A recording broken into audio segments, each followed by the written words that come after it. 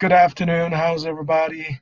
I was speaking to you all this time and I didn't realize that my microphone was muted. How are you? Can Good you hear evening, me? Professor. Yeah, hi. Good evening, Good evening, Anna. Professor Hong. Good evening, Ibani. How are you? I'm So, okay, thank you. very good, very good. I'm glad to hear that. I have, look, five people in the Collaborate. And just before I came to Collaborate, I checked um, the discussion board. And oops, what's going on here? In today's forum, uh, there's 10 people. Actually, there are two postings by myself. So uh, actually, that means, 10 people because there are 12 postings. Oh, you can't see what I'm. So half of almost, four people haven't joined Collaborate session yet. So let me share my screen. That's Okay. because Yeah. Go on. they were in the other one, but I told them to come to this one. What other one are you talking about? There's another collaborate session that's open. What? How can there be another Collaborate session? I mean, there can be only one Collaborate session per day. Uh, and we are meeting just, we're meeting uh, just once a week. So I never, the way the Collaborate session is set up, it there's only one session and it's repeating weekly on Thursday at 6 p.m. So that's weird. What Collaborate session can there be? No, but Professor Hong, it was the Hmm. same Hmm. thing last week as well. Oh, Yeah, why? I don't. I don't know. Hmm. Yeah, it happened with another class. What I heard was that they were with my other class, another class. No, they were. Look, the wait is. See, the only thing available is this one, and it has a date, calendar date on it. Right, but you see the previous one, the one above it?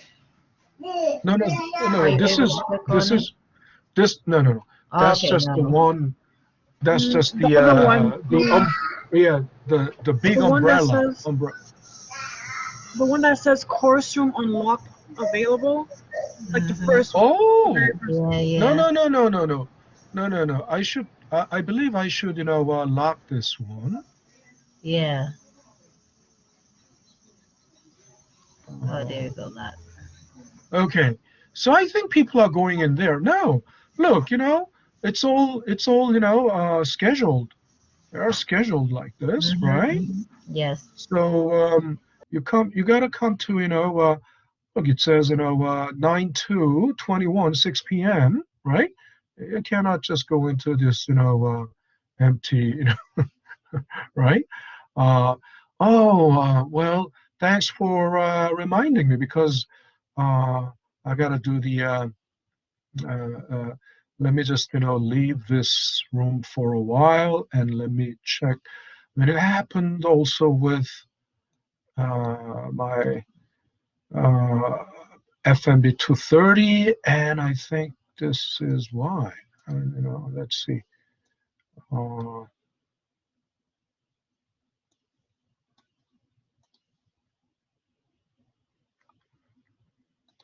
so I'm going to lock it.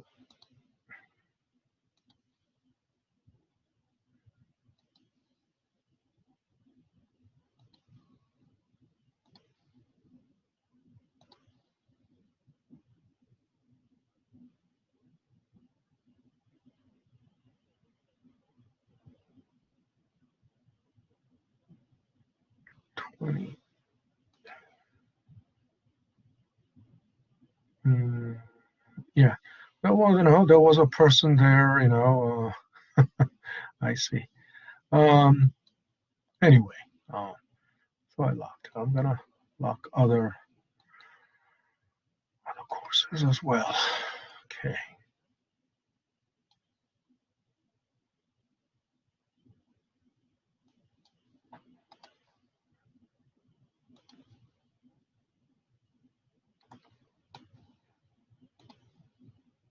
Suddenly it's quiet. Are you there? Everyone?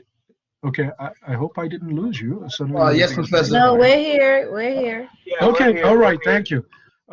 Okay, that means you are all muted, right? Everyone is muted, right? It was very suddenly quiet, so I thought, as I was locking, that F finance 230, I might have, triggered something.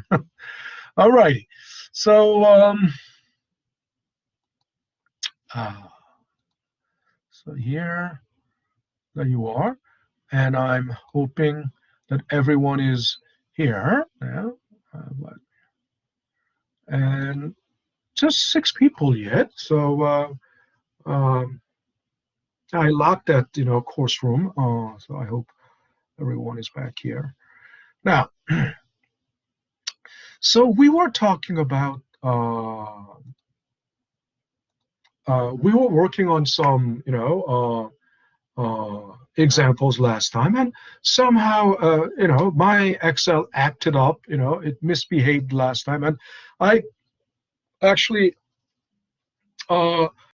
it worked out later, and also somehow this number didn't come out as uh, an integer, right? 3% integer. But later, as I worked out, that was probably because it worked out fine. It worked out. It came out as 3%, and maybe it was because I was using some different dates. But basically, I tried it a couple of. First, I worked on the half-year rate, and everybody did this together with me last time, and you got 3%, and if you got 3%, you got it right. But somehow it came out as 3.0 something, and I think it was because there was a little discrepancy in the calendar date, and then I also worked out based on uh,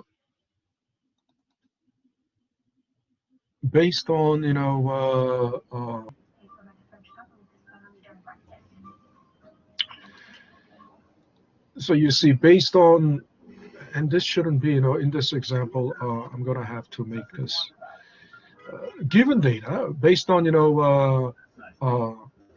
this is actually B, right? Price of the bond, right? This is the rational price of the bond. I believe someone's microphone is on, and I hear the background noise. Yeah, Professor. So would you? Yeah. Do you I'm have a still not question? able to. I'm still not able to download those hidden cells. Is the program in Microsoft Office? Would that make a No, difference if I'm Look. using Google Chrome? Look, yeah. Are you using Google Sheet? I'm using a Or Google. is it? The computer I have is a Google program, but when I download it, when I try to open up the program on Collaborate, what I'm supposed to be in like a Microsoft program in order to be able to undo those cells? Yeah. Then I'm not able to get those right now. Yeah, that's what I'm telling you. You need to use, a Microsoft Excel. If you're using Google Sheet, right? Google Sheet is a different. Google Sheet is limited. It doesn't have the full feature like Excel. You understand? I'm sorry to step in. Just wanted to mention that if you have a Chromebook, you could just download the Excel app through the Chromebook App Store, and you'll have Excel. Okay, it's just a different way to go Oh, so about you it. have, so then you have Okay. Excel, right? All right. Thank you. All righty. So, yeah, you have, basically, you have Google Spreadsheet, Google Documents, but they are limited. Google Sheets, Google Spreadsheets, and Google Documents, they are not fully fledged like, Microsoft Office. Okay, so it has to be Excel. Um, but until you have Excel, then obviously a lot of features, you have limited features, right? So anyway,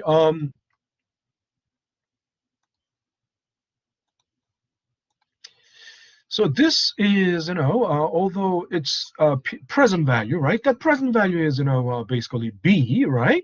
The rational price of the bond. And based on, so let's say,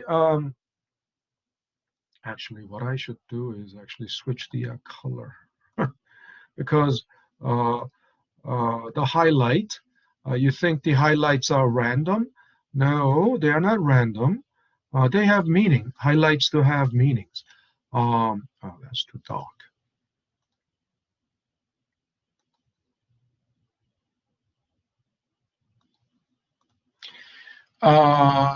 The yellow highlight, that means, primary solution cell. That's the main solution that we are looking for. And then the olive green or drab is like, intermediate calculation or secondary solution. Obviously, the bright yellow, it catches the eyes, right? You can't miss it. So that's why.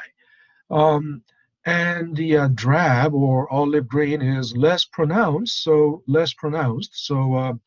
it means, this is secondary in importance. But first of all, so here I'm gonna have to make this because this is the main thing. This is secondary.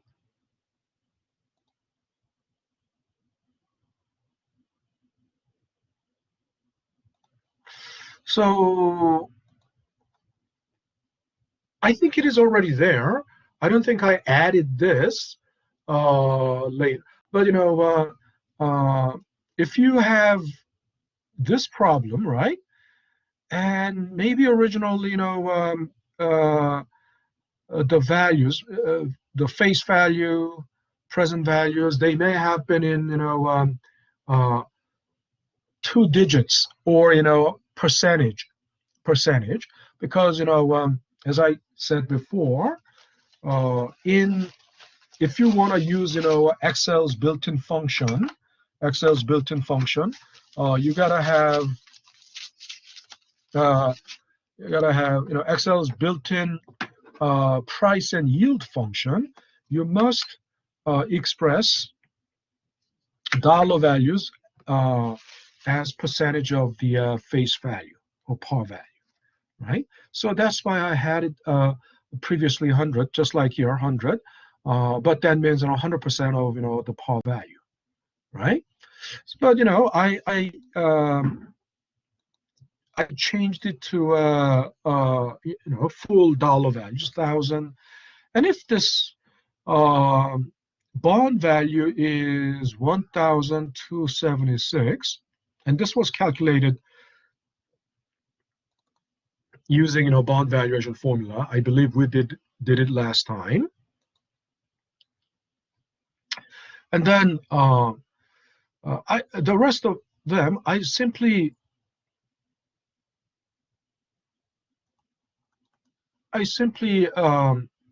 linked it to this one, right? Or I should have linked it to this one. Either way, that's fine.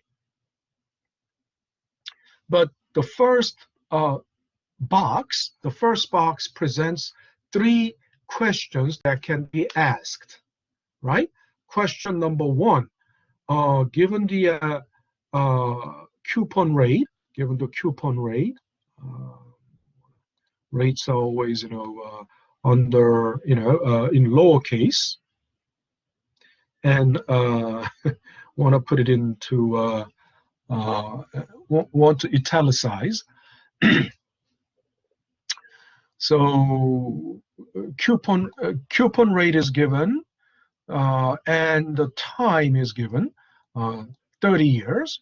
Then 30 years, to maturity. That's 60 semesters, right? And the discount rate is given. Discount rate is, yield to maturity, right? Half year yield to maturity.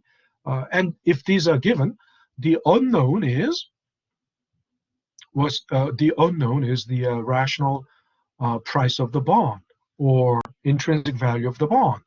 So then this is the unknown, right? Right? Rational price of the bond is the unknown. And then next question, next possible question, coupon rate is given.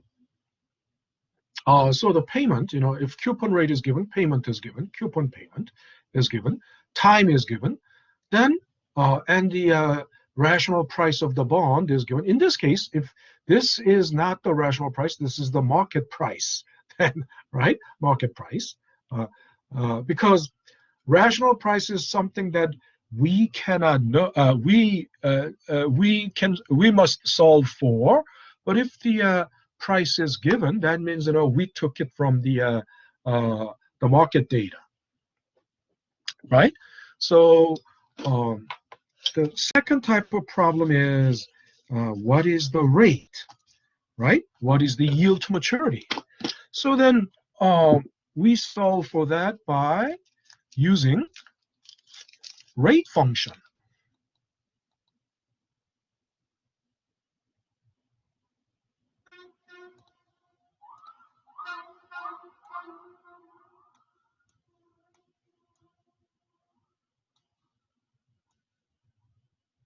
We solve it by rate function, right? And that's not a difficult. We did that last time. You just give it, what it's asking for, and then because this is, half year rate, and I told you this half year rate is called, internal rate of return, because internal rate of return is the mathematical term for the discount rate that makes the right-hand side of the equation equal to the left-hand side, right? And the left-hand side is the, of course, the present value. Right-hand side is all the formula for, discounting, coupons, and the par value.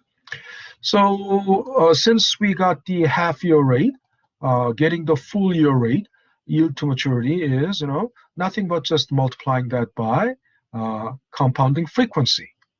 Okay, that's the second type of question that can come out of, a bond problem. Third question is, how long will it take? How long will it take? Right? So the market price is like this. So we can tell for the face value, or the par value of the bond is always 1,000. So goes without saying. Coupon rate is known. Coupon rate is always known because that's what you. It's like when you are lending money, how much interest you get. It will be always, it will always be locked in. You don't lend, without locking into a interest rate. So basically, and currently market price is like this. Currently the market price is like this. Then our question is, how many years will it take? So first, we need to solve for how many semesters will it take. And then, we know the answer. It's going to take, 60 semesters, right? So then divided by 2, 30 years. But then what do we do to do this? But let me, I'm going to move this somewhere for a while and copy this here. And and then also move it out of there and copy this here. So suppose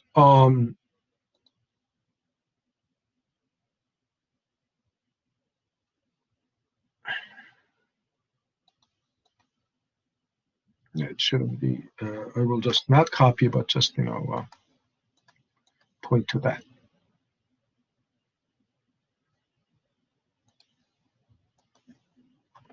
And then let's say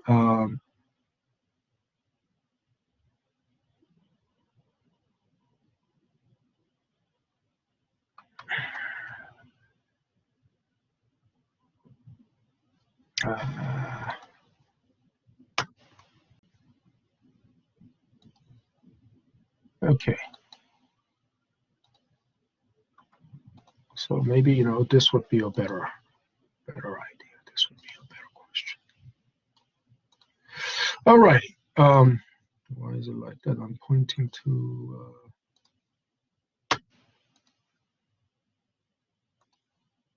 Okay. So let's think about this problem. And so this problem, again, it's about finding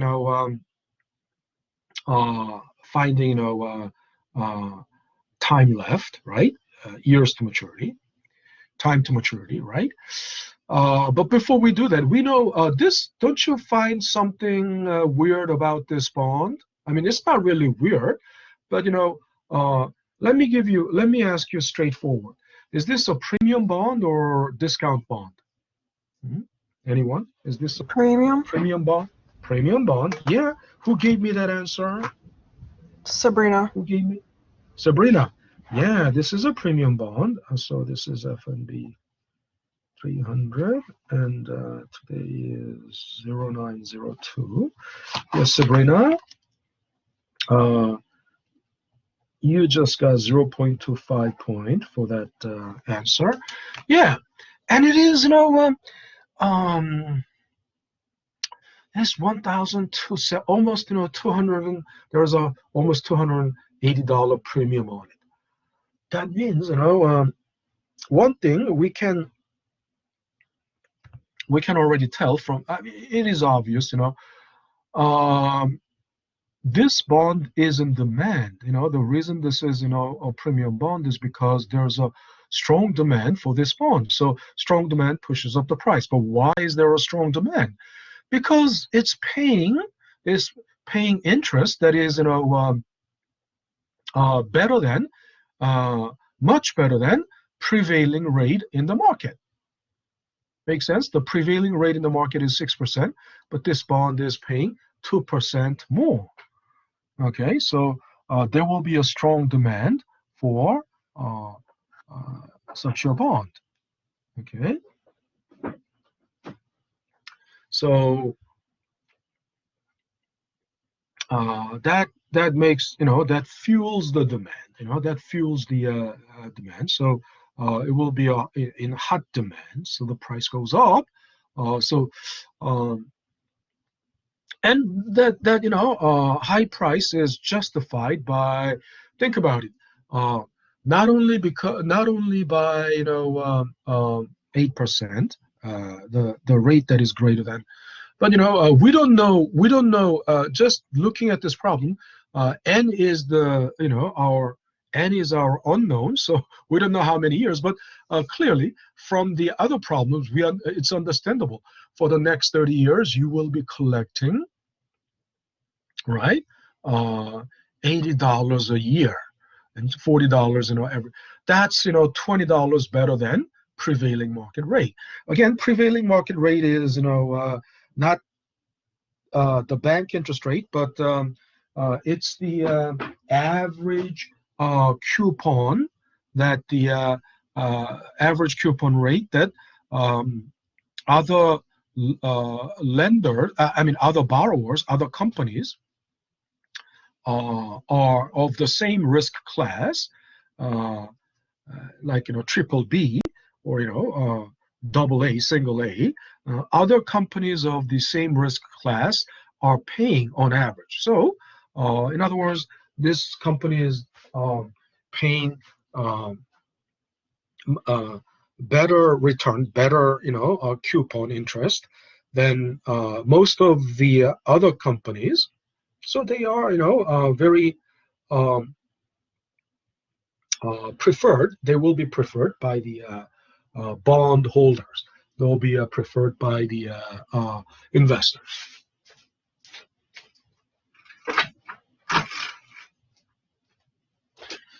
And if you think about the timeline, and if the time is already known, the time to maturity is already known, you're gonna get it for 30 years. So that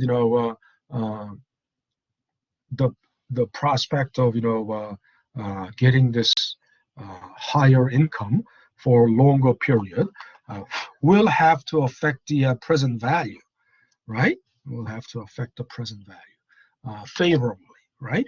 So anyway, without further ado, let's find out. And it's it's not a difficult thing. N period. Let's do it with Excel's built-in function. So we use N periods. So you give it the rate. The rate is of course the discount rate. Payment. This is the payment, right? Coupon payment. Present value. This is the present value, but don't forget, you gotta enter it as negative, right? You gotta enter it as negative because all cash outflow is always negative. Cash inflows are positive. And since you're buying bond, you're investing in bond, you'll have to pay this, so that is no negative. That's cash outflow. But over the next, we don't know how many years, but in the future cash flows are positive, and par value or the future value or the face value, maturity value, that's also positive, right? Future value here, right? Type, bond is always ordinary annuity, isn't it right? They don't pay you interest to begin with. At time 0, you don't get interest paid. You get interest paid at time 1, from time 1. So it's ordinary. So you either enter 0 or just leave it blank, and then hit enter. What comes out is, if you use 2 decimal places, then it's not exactly 60 semesters, 60. But if you round it, then it's 60 semesters. And then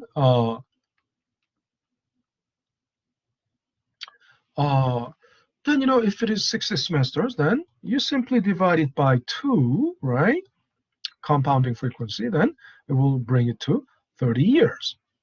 Now, this was the reason I was trying to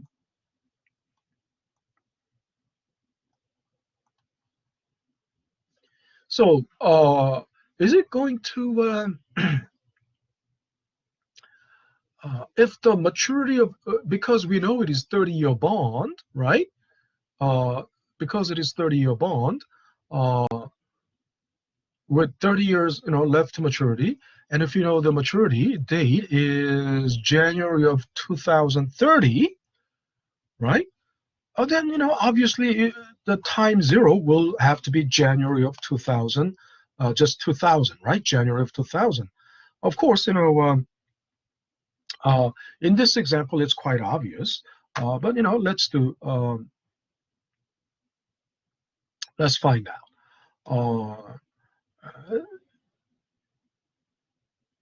So what would you do? Then you will subtract. Aren't you going to subtract from January 30? Aren't you going to subtract 30 years, right? But if you so then what happens? December of 29? It's not December 29, but it's December of 2029. Why? it's because you didn't take into consideration that the Excel keeps, calendar dates in days, right? Excel keeps calendar dates in days. It's counting calendar dates in days. So that means, it's like just subtracting 30 days, right? What you just did was, if you do it like this, you just subtract, you're just subtracting 30 days. So then to avoid that, what would you need to do? You will need to multiply that by 365, okay? Then it will take you to January of 2000, right? You understand? That makes sense? Now, to make it more interesting, so then I'm gonna make it more interesting. I'm gonna suppose the terminal time. Suppose that the terminal time was, May of 2016. Okay. If the maturity was May of 2016, then of course, 30 years, this is a 30-year bond, and with 30 years left, then when was this bond born? When was, this bond born? When was time zero for this bond? Of course, we do the same thing. Simply, you subtract 30 years from May 2016, and by 65, then, this, obviously, look, think about it. It must have, this bond must have been born in 86, right? I hear, is this the noise that I'm hearing only myself, or did you guys all hear this, like, ringing or chime? No. Hmm? No, Professor. No, then, okay, then it's my Bluetooth. I think it is, low on battery. Sorry. I'll just have to turn off the Bluetooth then.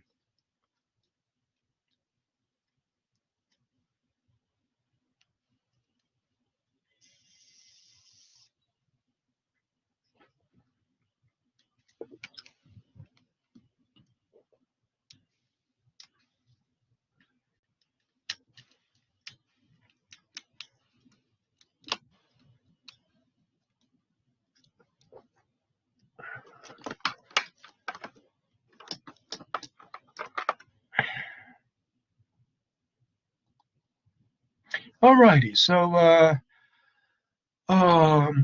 yeah, I'm off the Bluetooth, and so I'm still missing. I mean, I have 11 people. I mean, only 10 people except myself, and I'm still missing. Are there still people that haven't come back from the other locked room? Oh, 11. It should have, yeah. Including myself, there are 13, so 11 is everybody, everyone. But that's weird. Oh, actually, 16 people. Excuse me. There's got to be 16 people. What happened to the other, 5? They are wondering, they must be wondering where. Okay, Larissa sent me an email in the, Larissa, are you here now? Oh yes, I'm here. Oh yeah, yeah. Finally, you're you're here. Yeah. All right. So where is that missing 5? Where is that missing 5? Um,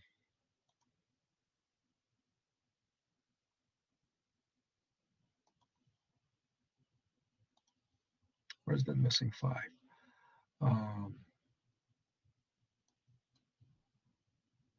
Not this one, but So everybody is okay so far. Did you get, were you able to fill in all these, missing values? Hmm? Okay. Now, let's move to uh, this one is in now you can see this one has to be one. I mean, still, finding rate, it's an exercise that we've already done, so I'm not going to repeat that.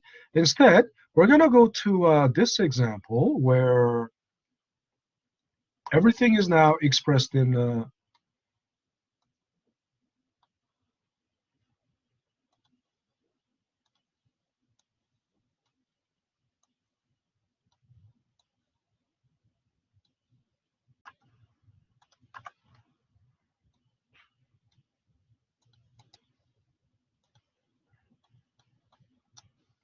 so you see, let's do this problem.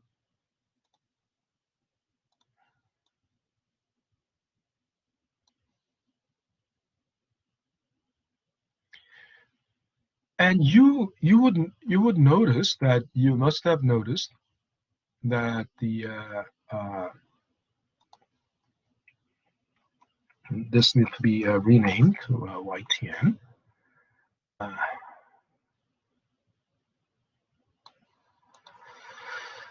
This is, basically finding price.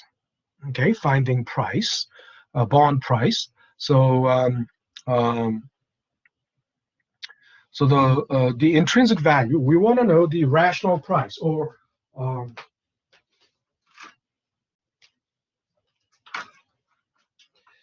rational price has also different names. It goes by rational price, intrinsic value, or fair price. Fair price, fair value, right? So when coupon rate is like this,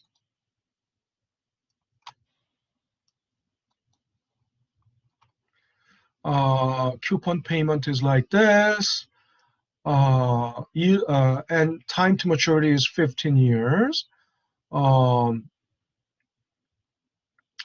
And yield is 6.5%. What should be the rational price? So it's basically, we all know that. But then, one difference is we've done this. It's nothing new.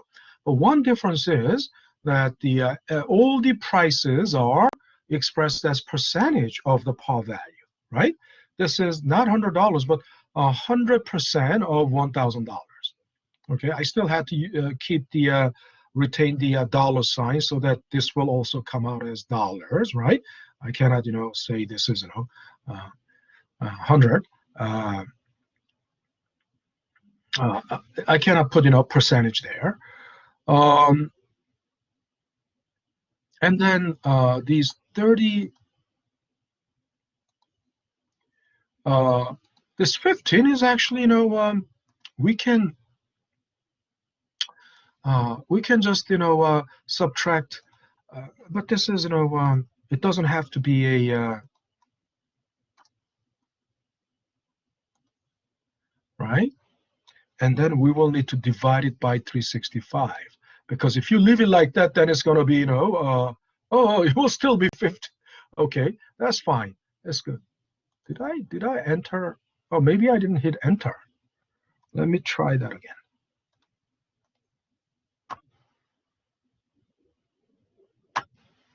It will still come out as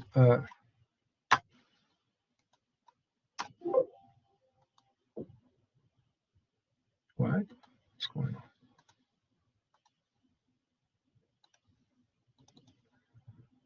Oh, J24. Okay. Oh, okay. That I see why. Have to be.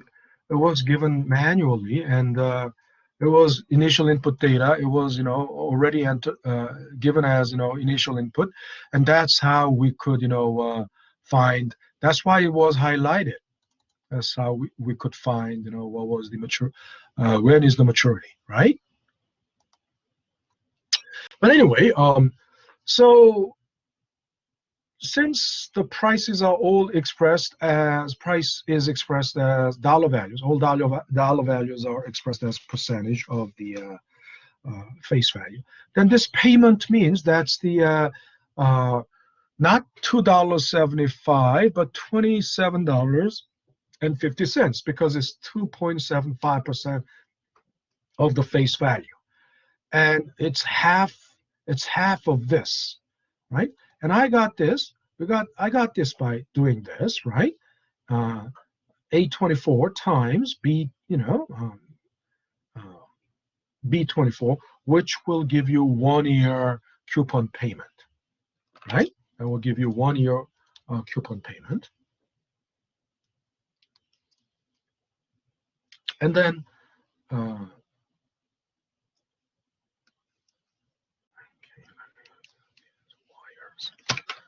wires.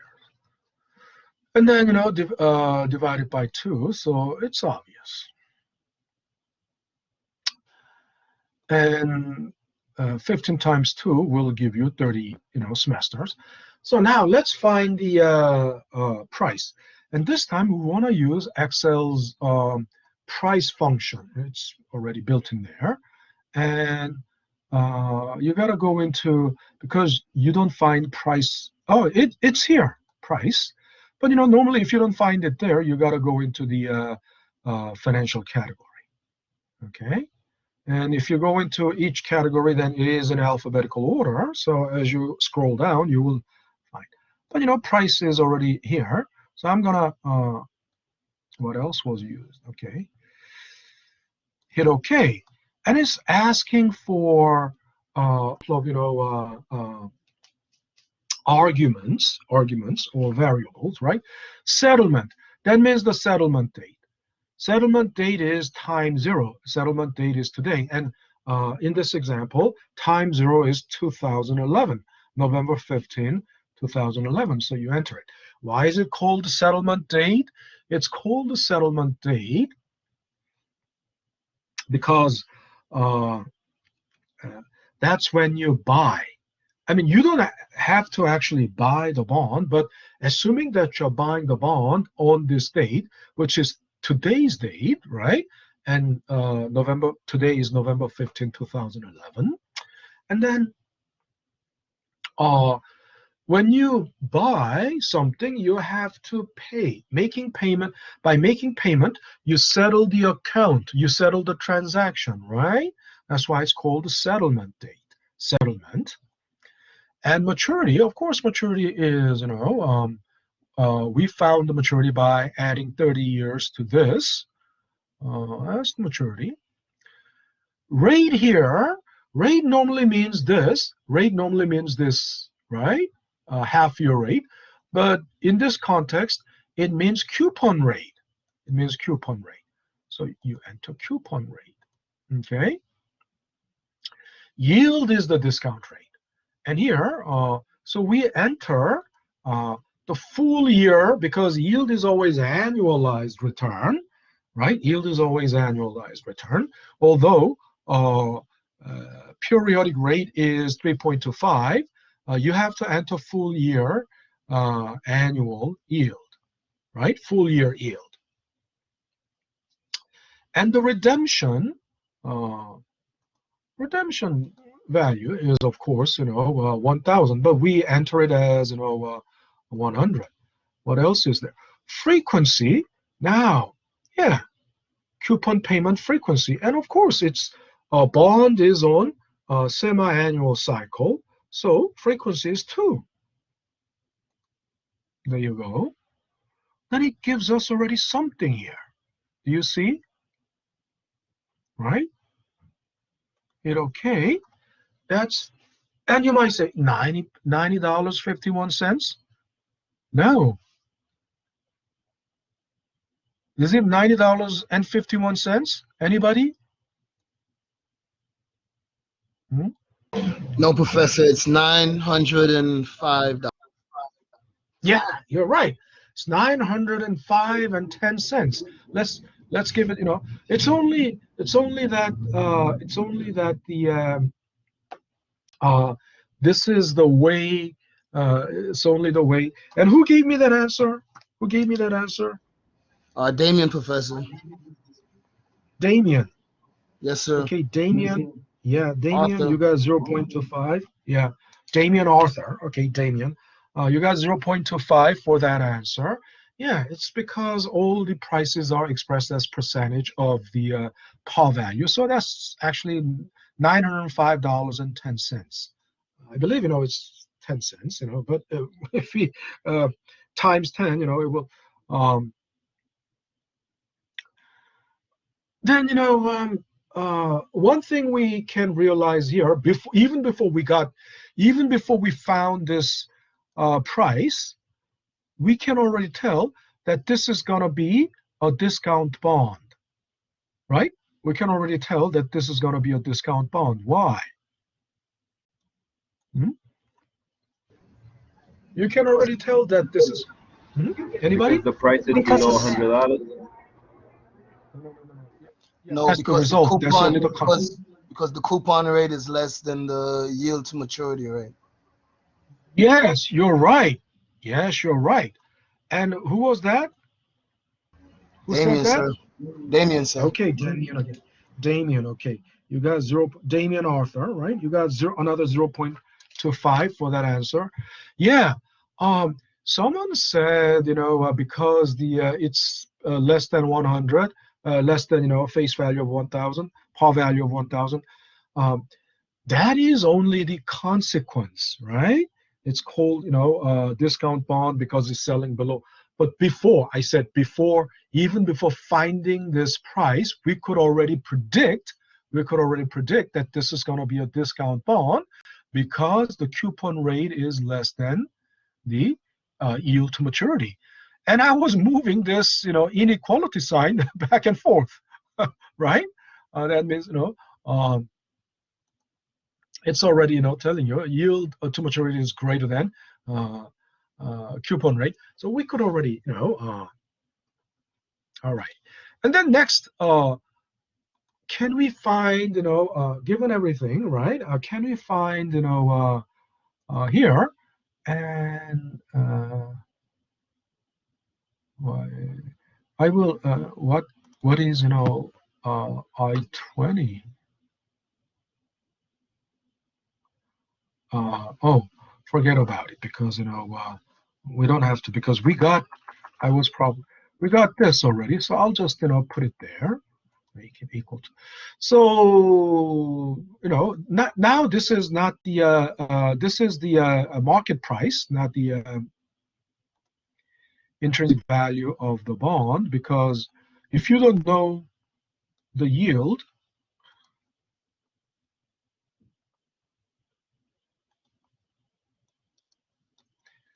to find the yield, then you will have to take the market price, and that's an input variable now.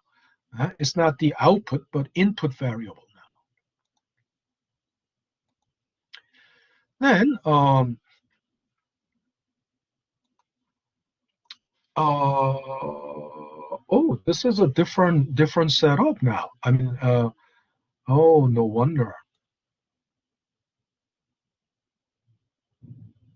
So which problem has the same setup as this one? Oh, 3.57. Okay, so let me find.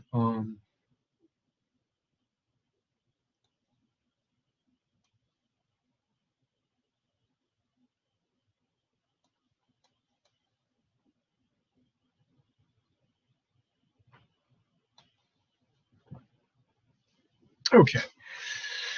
Alrighty. So we got so assuming that it's a different bond, clearly it pays 3.5 coupon, and is selling for $905.10. It's got 4 years left to maturity, right? So then, and the time frame is, that's 4 years. Yeah, 2011 through 2015. That's 4 years. They got, I got 4 years probably. Okay. Instead of entering 44 manually like that, when you have calendar date, because that's indisputable primary data, right? That's primary input data. All you need to do is simply minus that, and that will give you y. Oh, again. So it was like, oh, maturity. Oh, you see, that was an input, right? This was the input, and then we got that by. So I should have actually highlighted it to avoid, mistaking it as, initial input data. So here, then everything is expressed as, percentage of, par value, all the dollars are. So then we go to, again, Excel's built-in function, and how conveniently for me, in most recently used functions, yield is already, showing there. But if you don't see that, then you got to go into financial category and find yield.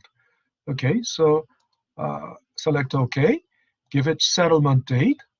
It's asking for settlement date, and then give it maturity. There you go. And then rate, I told you rate is always the coupon rate. In this context, if you put everything into as percentage of the par value, if you express every dollar value as the percentage of the par value, then in that context, rate means coupon rate. And this is, price. Give it the price. Redemption is always the future value or the maturity value, right? And then scroll down further, because the frequency, it's always 2.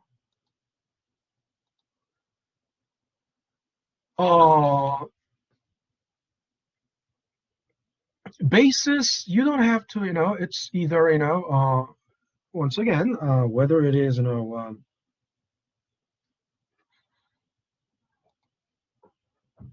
type of day count, but whether it is 360 days or 365 days a year, but leave it as default, right? And then hit OK. I already gave you something here. Hit OK, and you get 6.22, and that was also it was also already predictable that that this would, because this is already a discount bond, right? Discount bond. So coupon rate must be, it was bound to be smaller than, coupon rate is bound to be smaller than the yield. So yield is bound to be greater than the coupon rate, right?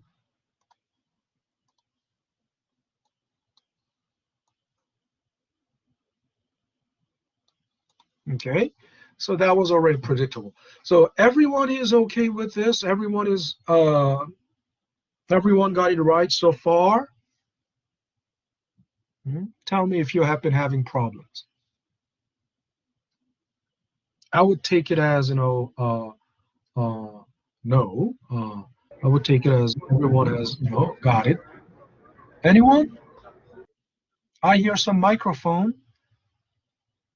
I hear some, background noise. So somebody turned on the microphone. You have any? You've been having problems so far?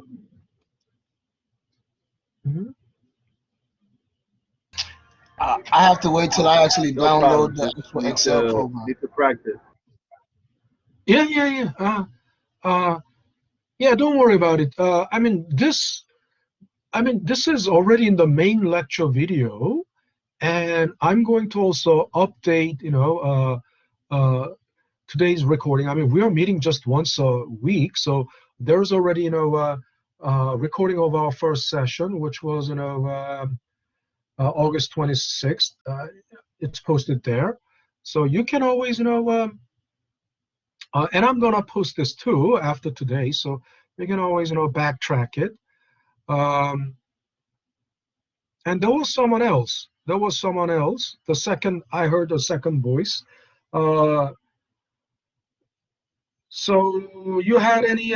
Did the second voice have a problem? Hmm? No, I would take it as no.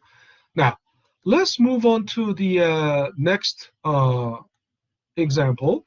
Spreadsheet, 10.1. I mean, this is, you remember clean price and dirty price, or flat price, invoice price, right? Remember that? What is that?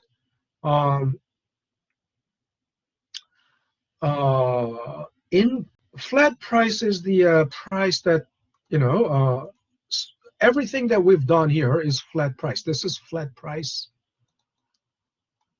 This is flat price, flat price. And flat price is the price that doesn't include accrued interest, right? And then the reason, then, invoice price is the price including the accrued interest. But think about it. This is, this is inevitable, because in reality, the transaction happens regardless of when is the interest paying date, right? Coupon interests are paid every 6 months, but you don't necessarily buy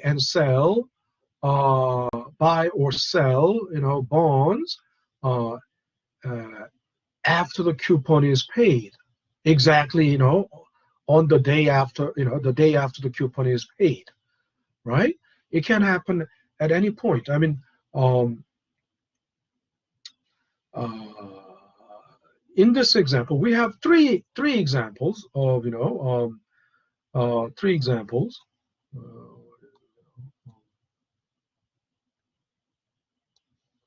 We have three examples here. 6.25% coupon rate, 4.375% coupon rate, 8% coupon rate, time to maturity 2023, 2033, 30-year maturity.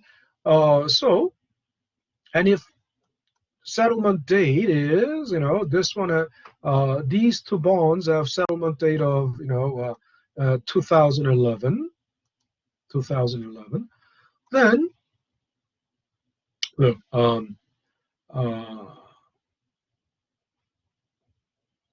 this one is a like 22-year. This one has like 12 years left to maturity. This one has 28 years left to maturity, right? And this one has 30 years left, so they are all three different bonds. And this one coupon is paid, on these dates, right? Its maturity date, right, is 8/15/2023. So every 8/15, August 15, right, you will get coupon. You will get, interest paid. And 6 months from that, will be what? February, isn't that right? February 15th, that will be another coupon payment date. But this bond maturity is, November 15th. So it was born on November 15th. What I don't know what, when was the issuing date, right? But it has like 28 years left. Most likely, I believe if it has 28 years left, then it must be 30-year bond. I mean, the bonds generally have maturity of 1 year, 5 years, there can be 3 year, 1 year, 5 years, 10 years, 20 years, uh, 30 years. When the bonds are issued, those are kind of standardized maturity terms, right? Those are standardized maturity, like 1, 5, 10, 20, 30. Now, sometimes and as the life goes on, as the life of the bond goes on, so 30-year bond, when it was just born, right? When it was just issued at time zero, it will have 30 years to maturity left. But as time goes on, it's going to have 25 years left, 20 years left, 15 years left, 10 years left, so on. 10 years left, 5 years left, 3 years. And then you will find, bonds with odd number of years left to maturity, odd number of years, like 13 years left, 13 years to maturity, or, 17 years to maturity. But then it's not because they were born with 17 years left. They were born probably with 20 years left to maturity, or 30 years left to maturity. But as time goes on, right, 10 years pass, then 30-year bond will have only 20 years left, right? 13 years have passed, and then 30-year bond will have only 17 years left. So it's only the result of, passing of time. You understand? It's not because they were born as, a 17-year bond. No bonds are born as 13-year bond or odd number of years to maturity, right? All righty. So it's already at 7:07. So let's take a 10-minute break and reconvene at 7:17. Exactly, 7:17. Okay, let's take a 10-minute break. Let me.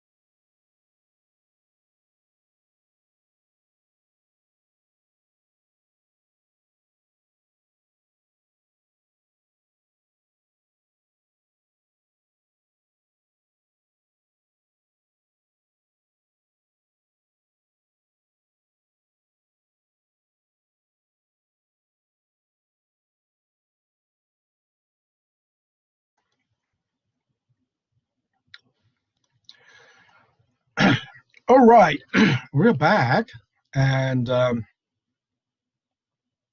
so before we went, excuse me, before we went into break, this was the example we were starting on, and remember, the bond prices are actually when if you buy or sell bonds, uh, it is actually the price including accrued interest.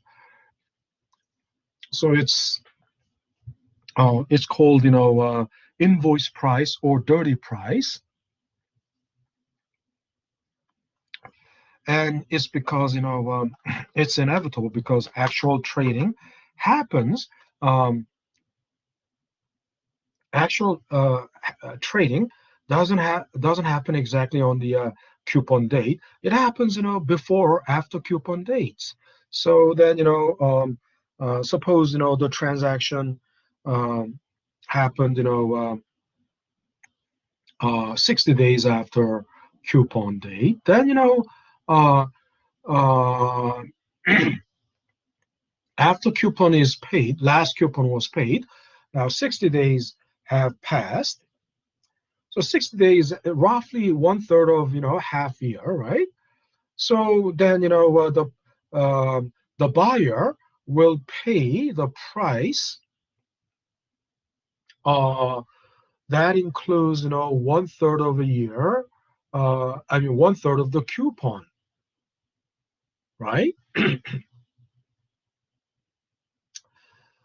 Because the one third of that coupon interest belongs to the seller because the seller was holding it until 60 days past the last coupon date. So this way, you're splitting. The buyer and seller are splitting the coupon interest by the proportion of time they were time that they are holding that bond.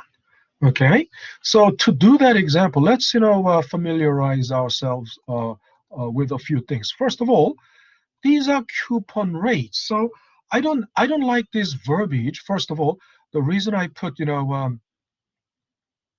this X was for, I mean, look, it was like this: 6.25, good. Coupon, bad. Why? What does that mean? Now, what I'm saying is, text, right? Verbiage is bad. Why?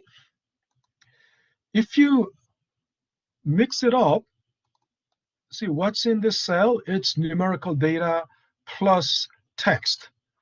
And then if it has text, it cannot be operated on. Think about it.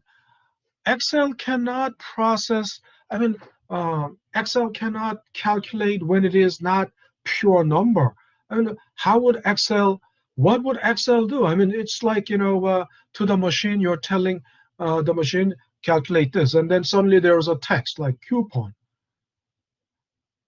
And if I were an AI, I would I would learn, over time that this is something I can ignore. But basic, the computers, Excel, one will be at a loss what to do. It will just send out the message that this is a text and text cannot be processed, So that's why you don't mix up text with numerical data. It's a very stupid thing. So what would I do? I would use, something like, I mean, why do you have to be wordy? Don't, and I don't like this. Oops, why is it? Oh, okay. Let me just paste value.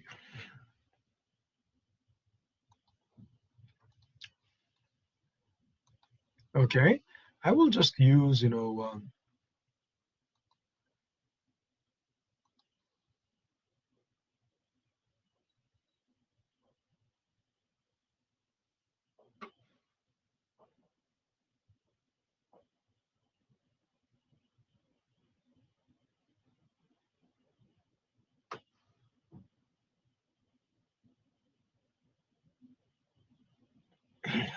Okay, let's say I will just use symbols. Okay, again, this one you don't have to do. Again, it says maturity. Maturity is maturity date is 8/15/2023. That's unnecessary. I'll just enter that as T. Right?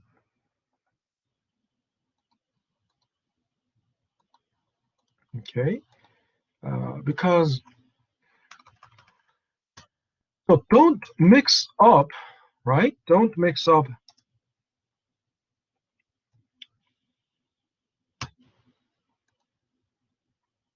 text with maturity. Don't mix up text with numerical data. That's a and this again.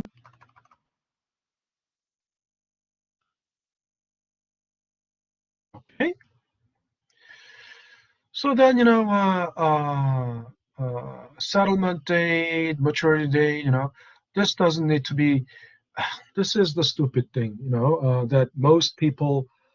Some I don't know. It's usually the accounting people. Accounting people are very wordy. They are descriptive.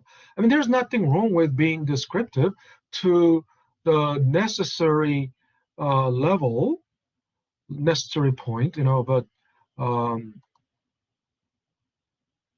numerical data all, right aligned. You don't have to, you can just put, capital T. Capital T means, that's the maturity. Settlement date, you can just put T0 times 0. But this is for mainly the purpose of this is to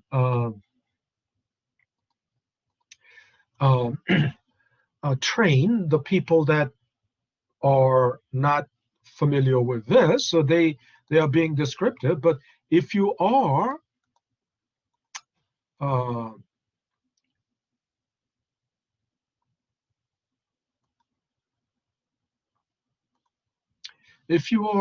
a finance major, by now you should be comfortable with you must be comfortable with the symbols. Okay, avoid being wordy. Being wordy is the pariah of science, right? In math and any math-based sciences like physics, math, economics, finance, statistics, anything based in math, and also science,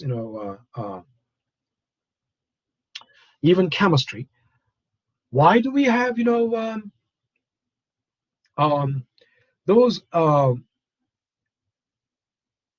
atoms? We don't have helium is He. You don't write out, you don't spell out helium. H is hydrogen. You don't spell out hydrogen. Iron is Fe, which is in Latin,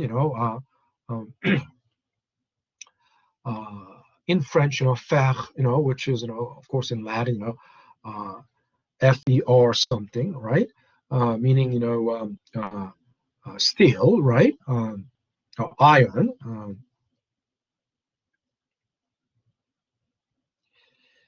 Why symbols? Because you don't have time to spell out everything. But this one, even why do you have to annual write like this? So anyway,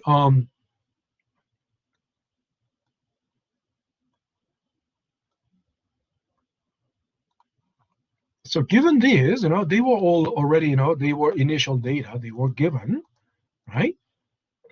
And what did I? Yeah, I basically, since it was given, right? I can just, make it equal to this, right?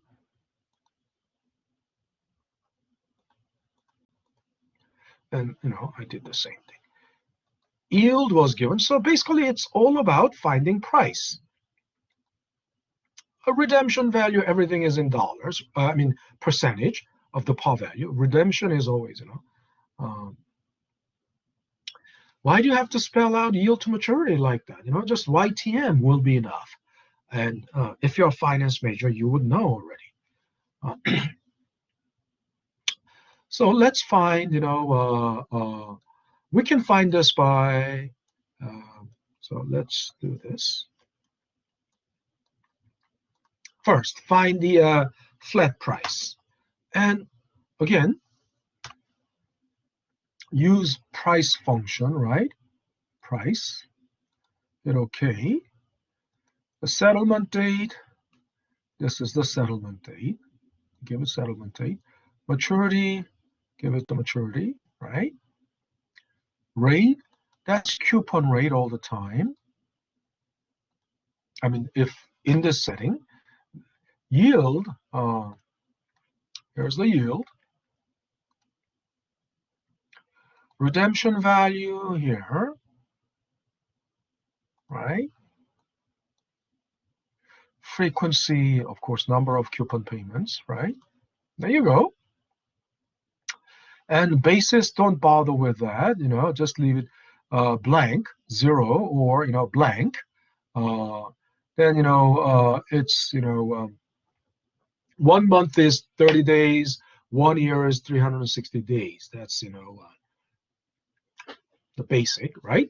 360 days is also called ordinary interest year, especially in the short-term financial market, in money market, right? This is very, frequently, this comes up very frequently. Ordinary interest year and exact interest year. Exact interest year is 365. Okay.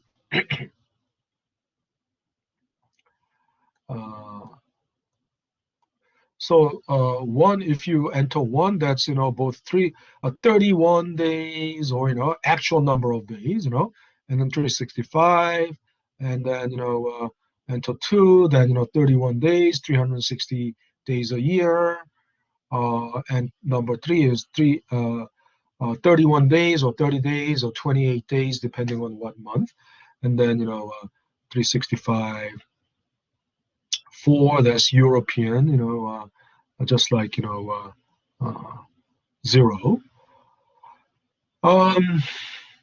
But we got already. So this is the flat price, and you don't have to do that anymore because already. You can just drag it to the right. If you drag it to the right, this is what you will get. Okay. And this was actually in the, this was the example in, you see this spreadsheet 10.1, valuing bond, and see, 4.375, coupon 111, 111.819, 81. So we got 137.44. Yeah, we got that.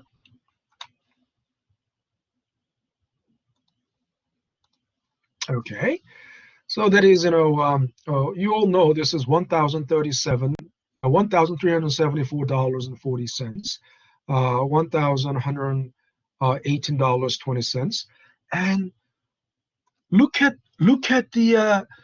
at the annual coupon and coupon rate and yield to maturity. Coupons are way better than yield, right? Coupons are, this coupon is slightly better, decently better than. 2% difference is already something significant. This has 4% difference, so it's quite understandable why this will end up as premium bond, and this one will end up as discount bond because the coupon rate is lower than the yield to maturity. Okay, and then let's find the dirty price. Before finding dirty price,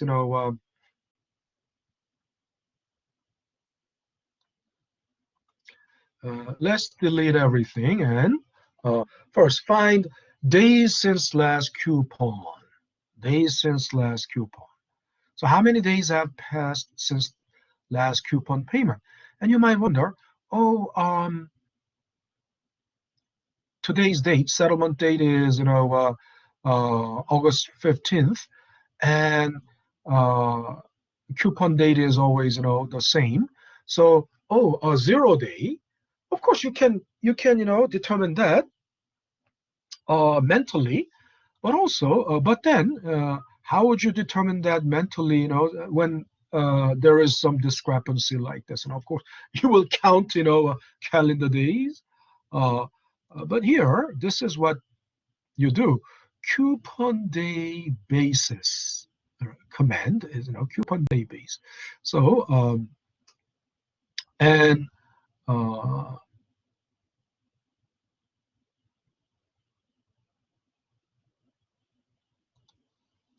that is all in Excel. So you go into, so everyone is following, right? You go into, did you all delete everything there? You go into financial category, financial, and because it's coupon days, BS, right?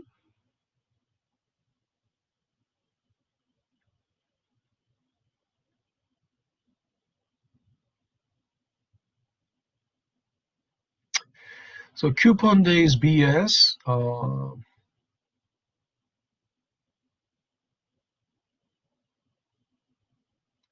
so I think actually, coupon day, that's coupon days by settlement date, or, I think, but, you do that and give it what it's asking for: settlement date,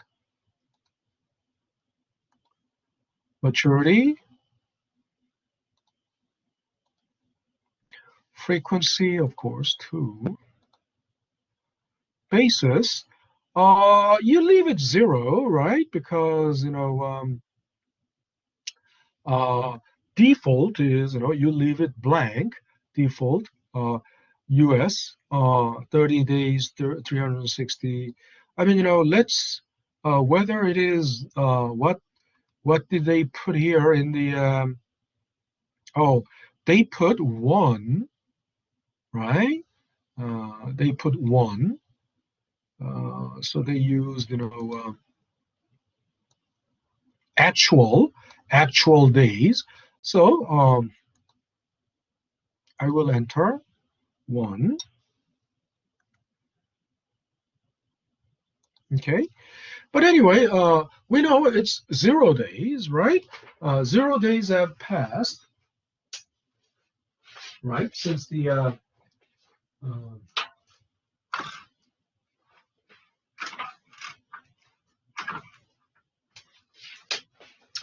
0 days have passed since the last coupon payment, right? And then we apply this. You can just drag it to the right. Okay, you can just drag it to the right. It's been 92 days since the last coupon, 0 days, of course, from the last coupon payment. Check if that is the, yeah, 92.0, right? And then days in coupon period, meaning, how many days are in the coupon. So we know it's half year. So then half year is it 100? Because 1 year is odd number, 365. If you divide it by 2, then, actually it's gonna be, 180, 182 something, 82.5. But actually, it will, if you use actual, no,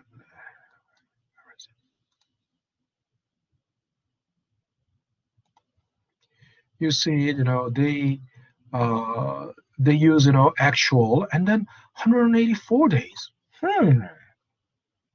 That looks like, then 1 year is 368 days.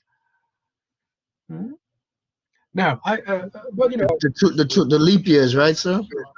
hmm? The leap years. Well, so you're saying this is making adjustment for leap years? Does it add the leap year? No, no, no. Look, yeah, yeah, but you know, uh, what about non-leap years? I mean, leap year has just one more day, isn't it right? Leap year has just one more day than regular year. I mean, it's just February. February has just leap year. February of leap year has just one more day. So, still, it doesn't justify. I mean, if you have a leap year, then February has 29 days, and that only happens once every 4 years, and then uh, it just uh, even in a leap year, it's going to be 366 days, and then divide by two, 183 days, right? So, but I don't know why. There must be a convention for um, there must be a convention for doing it that way. Um, but that's basically how days in coupon period you will have to use coupon days command, and then use one as the in other words, actual. So my guess is,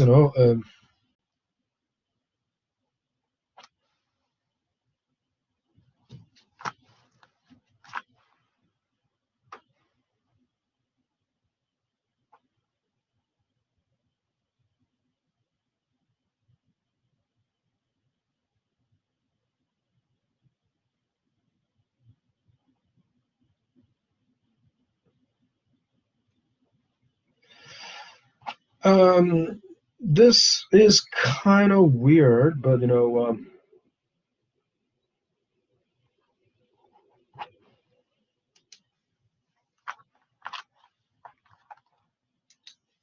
it's if you're treating every uh, if you're treating half the months, I mean half 6 months as 31 days, right? Then it's going to be 180 uh, 6 days. 6 months as 31, 186, 180. Then you have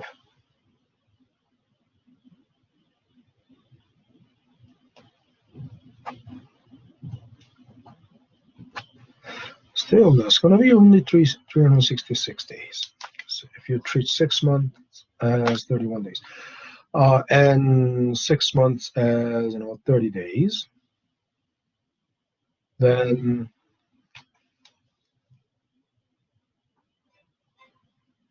yeah, you get 2 more days, 368. You understand? You Now, instead of February being treated as 28 days, if February is also treated as 30 days, right? Then you have 6 months of 31 days and 6 months of 30 days. So then, you get 2 more days. You add those, to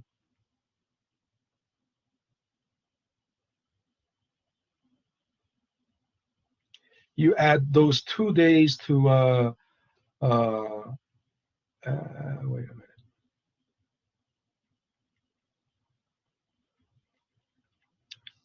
Yeah. Then if you add 2 more days, then 367, not 368. But that's the only reasoning I can come up with. You treat every month. You treat 6 months. I mean 6 months have 31, and the other 6 months have 30 days, except for February, right? and making adjustment, I believe, making adjustment for that leap year, one more day, then it comes to exactly 368 days. So that's why I think. But anyway, so you understand, treating 6 months as 31 days, and they are really 31 days. Treating the other 6 months as 30 days, right? And 5 of those 6 months have 30 days. Only February has 28 days. But if you treat it like 30 days, then the entire year will become what? 367 days. And then leap year has one more day. So then add that one more day. I mean, even including the leap year, then 360, 80 days. And then you divide it by 2, 184 days, right? That's the idea. But anyway, we do it by, so we go into function and coupon days. We use coupon days and enter. You just give it what it's asking for. Enter settlement, enter maturity, and frequency, and then basis 1. There you go. And it will give you 184. And then you just drag it to the right. We got, 184, 184, 180. I don't know why this one gave us 182. But it's, actual, I think between 2000, over 30 years, if you divide it by, 30, then that's probably what, and then divide it by 2, then that's what must be. Now, the accrued interest, it's obvious. Annually, the interest is what? Think about it. It's going to be, this times coupon rate, right, divided by 2. That will give you, right? This whole thing will give you the 6-month coupon, right? But that's not it. Now, accrued interest, that's $30, right? And $31. Then you divide it by the ratio between this and this. So 0 day has passed. So obviously, this divided by this,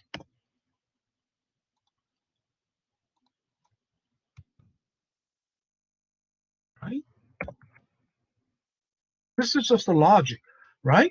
6 months for 6 months, the coupon interest for 6 months is this times this, right? Coupon redemption, the face value times annual coupon rate. Then you got to divide it by 2, right? Because it's 6 months. And then how many days has it been? 0 days. 0. The ratio of how many? 0 over 184. Of course, this will be 0 because no days have time hasn't passed since the last coupon date. Now, but when we apply this, drag it all the way, you gotta get this $10.90, right? And let's compare it. Let's check. Do I have? Is that the yeah? $1 1.094. That's not $1, right? And you might wonder why is it we can just increase the decimal, right? Increase decimal. You get that, right? And then invoice price is what? Invoice price is the flat price plus accrued interest. Of course, then because accrued interest is 0, right? Accrued interest is 0. it's going to be 137 flat price. But if you drag it to the right, it will be 112.91, which is $1,129.10 or so. If you want further, let's say, because we will use 3 decimal places. Why? Because this is, percentage, So in dollars, you can easily tell it's $1,374.44. When we have 3 decimal places, it will nail it to the cent, right? That's $1,118.19, $810.71. And again, I want to use, here, 3, increase the decimal, then, yeah. So everyone got to this point? Everyone got this? Anyone is having difficulty, or anyone having problems?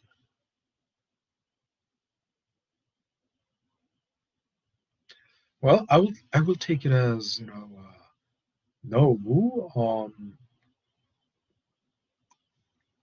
I think everyone is, I believe everyone has. So if you are not getting these numbers, please let me know. I mean,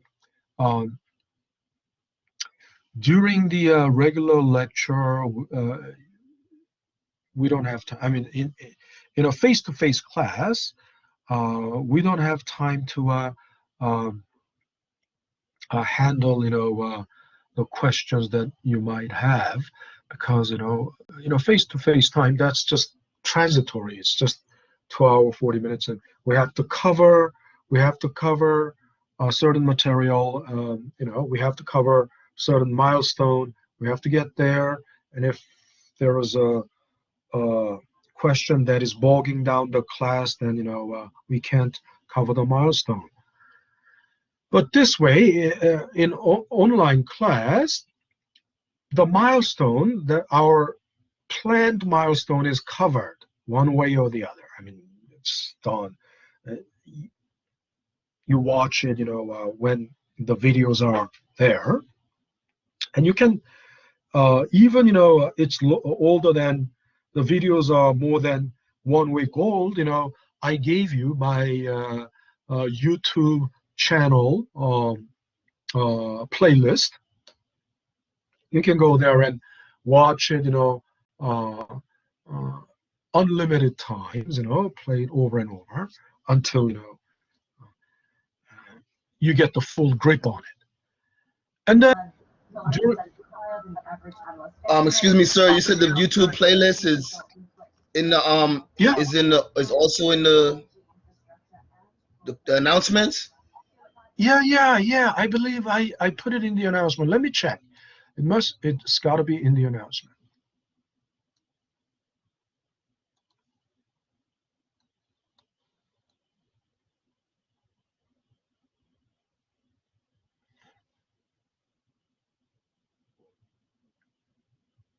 No, maybe not. I haven't problem. But then it's not difficult, right? Oh, I have something. What's going on? Still checking. Some of the some of my lecture videos are directly, linked to YouTube, because I don't know. I probably lost the recording on the Blackboard. Maybe it was accidentally deleted, but I downloaded them and posted on YouTube, and you can tell. Look, that's this is YouTube. Bond value 14, number 14 is clearly on. It's on YouTube, and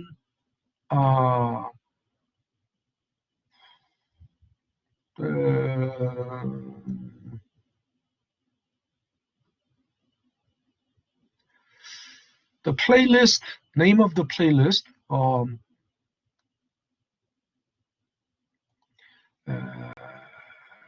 it's like this, you know, CUNY, BMCC, fnb300. You guys are fnb300. So if you just search on YouTube, oops, my keyboard is not working. Instead of 100, you just changed it to make sure you have, you know, enter 300, right? There you go. There's that playlist. Okay. You don't have to play all, you know. And it's starting from bond value 6 because bond value 1 through 5 is FNB Finance 100 material. It's in Finance 100. If you want to see what's in, you know, what's like, you know, bond value 1 through 5 is like, you can go to simply, you know, FNB 100. Now, but you know, 6 through, I have like 6 through bond value almost, yeah, 19. That's like 13 videos. Including this 14 videos, you know, and then, you know, stock value, you know, this is what's to come. I mean, in Blackboard, it's going to come. And stock value starts from number 7 because 1 through 6 is Finance 100 material. It's in Finance 100, and you have like a stock value up to 25. Bond folio 1, 2, duration 1, 2. These are duration 1, 2, 3, immunization 1, 2, convexity 1, 2, 3. These are all bond portfolio management, active rebalance. You know, they up to this, and then, you know, risk and return 6 through you know, 18. That's like, you know, risk and return chapter topic 4, and then you might wonder where's risk return 1 through 5, and that's, you know, Finance 100 material.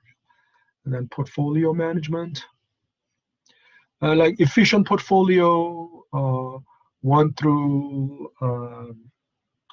13, and then, you know, CAPM 1 through CAPM and APT 1 through 15. And these are, you know, not my videos, but I put them there because, you know, I haven't recorded options yet, because usually, you know, one semester runs by the time I cover CAPM and APT, then that's one semester. I mean, barely, you know, squeezing everything. So anyway, the point is, that's me again. The point is, you know, you don't have to worry about, you know,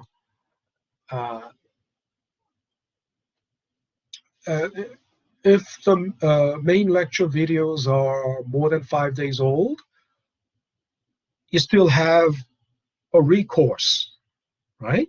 There's a YouTube, you know, playlist. And what I'm telling you is, you know, this is double time, actually, doubling, you know, think about it.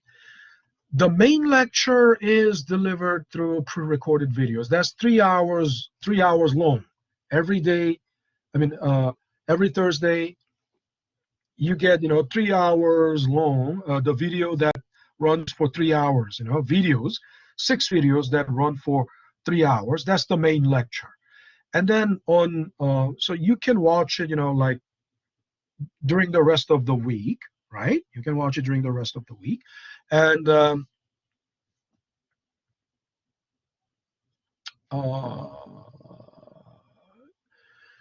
on Thursday between 6 and 8:30, you know, I give you a reflection or afterglow. So it's like one semester. If this is face-to-face class, one semester is 45 hours because, you know, one semester is 15 weeks long, and 15 weeks, one semester, and a 3-credit course.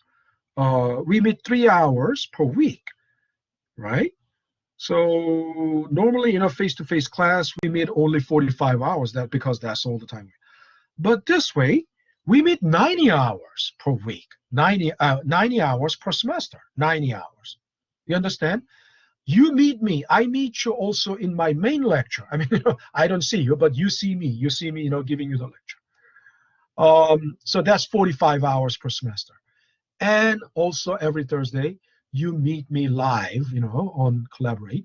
And in the Collaborate, I can give more in-depth and more rich discussion. We can have more rich discussion because, the pre-recorded video is one way, just one way.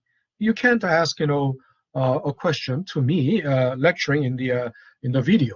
But then that is necessary because it's essential. Otherwise, we cannot cover all the planned materials, all the milestones that were planned in the syllabus. If we do it, like this, we can't cover it. But that way, we can cover it. We can cover the milestone, and supplemental. The collaborate session is supplemental because if you have a question, you can ask me, and I can, directly, walk you through these processes. Okay. Um, all my other classes are pretty much the same. All my other classes, they are all on YouTube, and the playlist is, it's simply the course number: FNB 100, FNB 230, CUNY BMCC FNB 100, FNB 230, BUS 210. It's all just like that. Okay. All righty. So it's like, giving a free lecture. I mean, because even if you're not a BMCC student, even if you can, that video is there, so it's almost like, but anybody's welcome as long as you cannot just watch it if you are not committed and if you are not at the level of, understanding, at the level of, knowledge, base. You can't understand it. You can't, it's useless to you. But if you are at the right point to take Finance 300, now those lectures will, and I welcome anybody who is at the level to watch those, videos. Anyway, so where was I? The time is 8:01, but, look, I digressed a lot again. Let's just do one before taking. Let's take a quick 5-minute break, and then let's take a quick 5-minute break, and then I will finish by 8:30. Okay, quick 5-minute.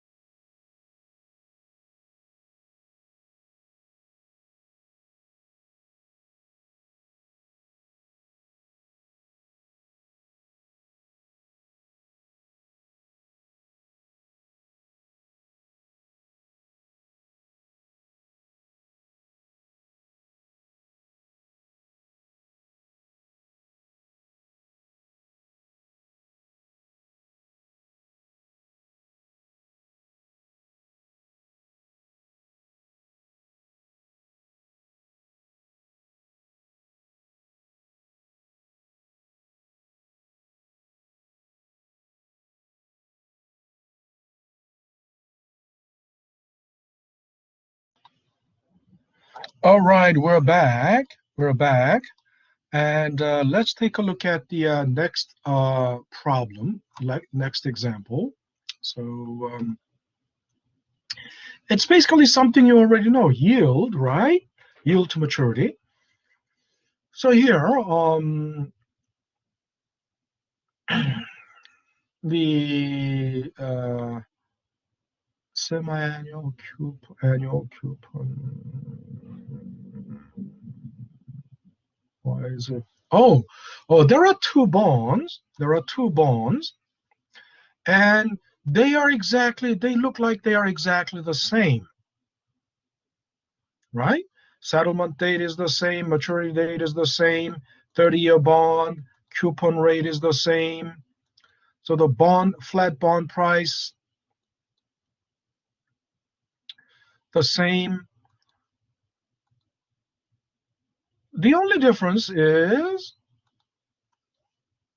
this is a semi-annual coupon. This bond pays semi-annual coupon, so they pay coupon twice a year, right? And that's usually the case, right?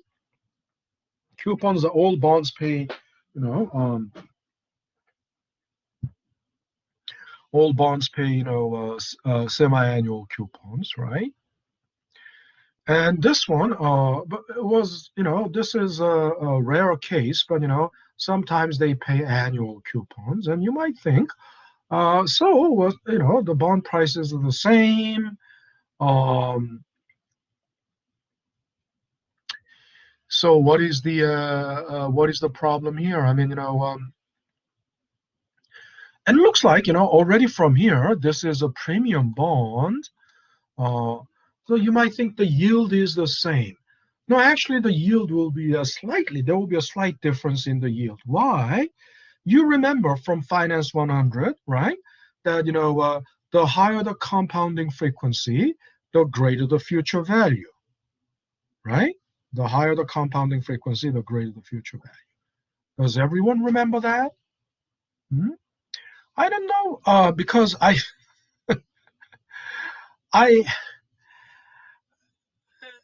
how many of you took Finance 100 with me? I don't remember. I mean, Josu Eugenio, are you here, Josu? Josu Eugenio, I remember your name, either Finance 100 or Business 210, at least. So out of these 10 people, I recognize only one name. So most people, Giselle Leon, I remember there. Giselle, you took Finance 100 with me, or at least something else. Giselle, are you there? I guess I lost most of you. Josu, are you there, Josu? Yes, I'm here. Oh, great, great. Josu, you took Finance 100 with me. Yes. Oh, good, good. So only 2 people out of 10 are the ones who took Finance 100 with me.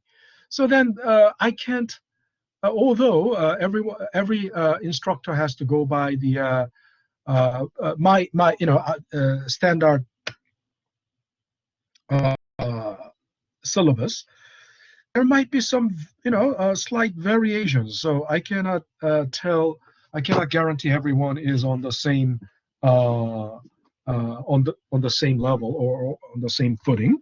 But I'm sure my colleagues like Nicholas Adamu, he's also a very, very solid economist, so he would be very mathematically oriented. And Christian de Rojas would be, basically mathematical. I mean, his background is math, so everyone would, be pretty much, groomed in the same way.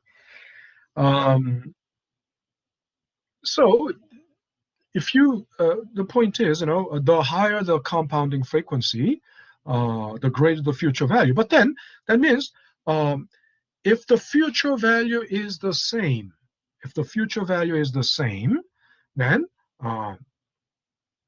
higher the compounding frequency, the smaller the rate can be. The smaller with the smaller periodic rate, you can still reach the same future value. Then think about it. You have the same future value, then this one has double the compounding frequency. Then yield to maturity has to be smaller. And let's just confirm that. I mean, this is easy. This is not a big deal because we have used yield command. So it's nothing new. We'll just go to a most recently used, and there's yield. Okay, let's do this. Yield, give it what it's asking for, settlement date, maturity, rate is always coupon rate, I've been telling you, coupon. Price is the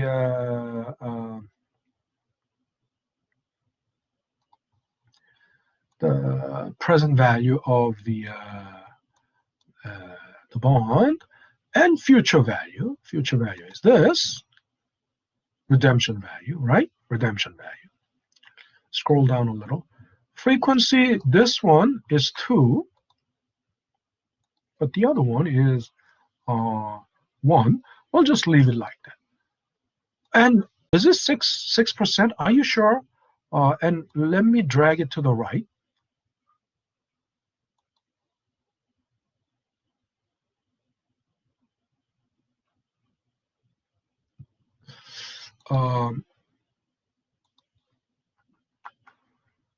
Actually,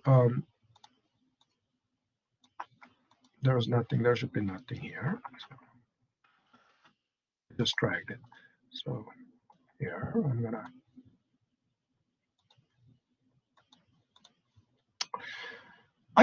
Well, it should be rather the other way around. I don't find this. Okay. Now it is 5 point. And let's increase. This one is smaller. This one, and is that the result we see?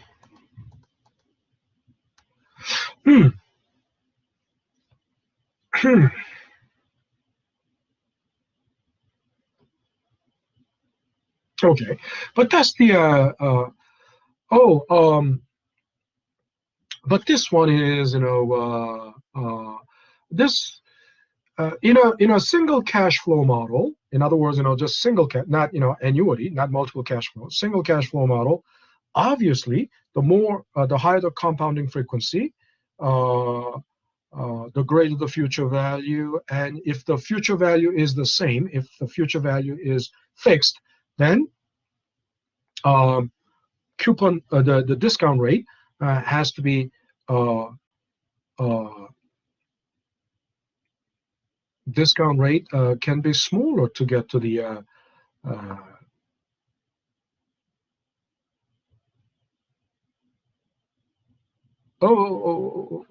the effective rate. The effective rate is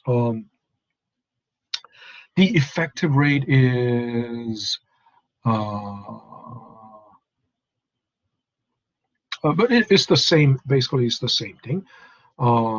If you leave the if you hold the future value constant, then it takes much smaller rate to get to the same future value because of higher compounding frequency. But why is it the opposite here? Actually, this is not single cash flow model. If you think about it, bond is not a single cash flow model. It's a combination of annuity and single cash flow model. So because of more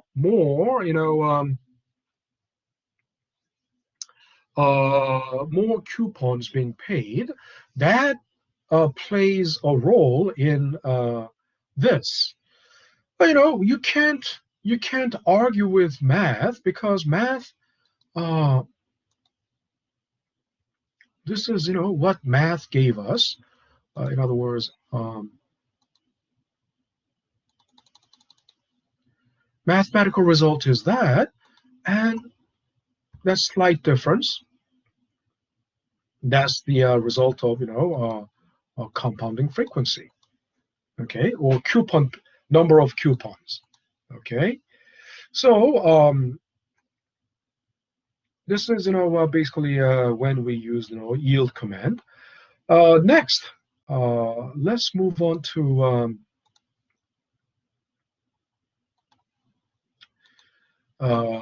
call, right? And you know that callable bonds, right? The bonds can be callable or puttable. Normally we didn't talk about puttable bonds, but bonds, put and call are basically options in stock, right? In stocks, call is a right to buy at a pre-specified price, called call price, and put is an option to sell, also at pre-specified price. But if that concept is applied to bond, callable bond or call bond is a bond that the issuer can buy back, right? Issuer will buy back callable bonds when certain conditions are met. So if you think about it, callable bonds are not a very attractive thing, attractive instrument from the investor's perspective, right? Why? Because you buy like 30-year bond and thinking the coupon is 10%, and let's say prevailing market rate is only 8%, so you are happy with this 10% coupon interest, and it's guaranteed for 30 years. So you want to stick with this bond, you don't want to sell. But unless overall interest rate in the market goes up, right? But then if this is a callable bond, that means the seller or the issuer of the bond can always recall the bond, buy back the bond. They call the bond, right? They call the bond to buy back, right? I told you call is a right to buy, so that right to buy is with the issuer of the bond. Then when does that happen? When will they call the bond? They will call the bond when the